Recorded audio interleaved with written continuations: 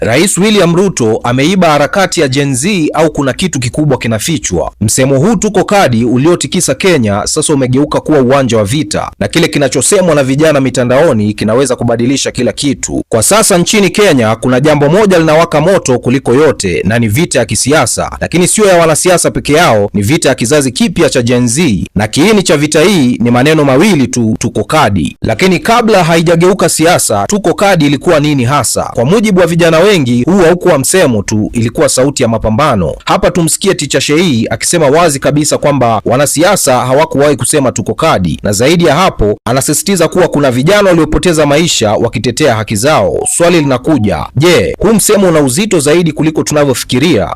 Hii ifikia hao politicians wezi, waongo na wauaji. Wacheni kutuambia ati mko kadi. Nyinyi hamko kadi, nyinyi mko karata.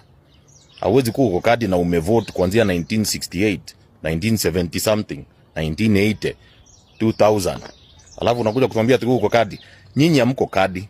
Hamwezi kuwa kadi na vijana waliuliwa wengi sana when they were fighting for their right. Their right.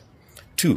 Hamwezi kuwa mko kadi na pesa inaibiwa every day, every other day, and there is nothing which is being done about it. Alafu sasa hizi tuko kadi Havana. Hiyo hatuwezi kubali. Sisi ni kujipanga, tunajipanga pole pole. Si ulisema ni kujipanga? Ni pole pole tu, and then of course ni Mwenyezi Mungu sisi atatusaidia.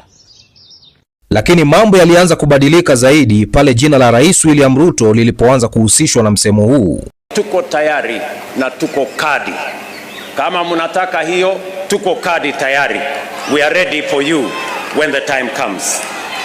Kijana huyu anaenda mbali zaidi, anasema kabisa kuwa tuko kadi imeibiwa, na hata anasema ingewekwa copyright kuna watu wangekuwa mahakamani sasa hivi. Je, huu ni uwizi wa kisiasa au ni siasa za kawaida tu?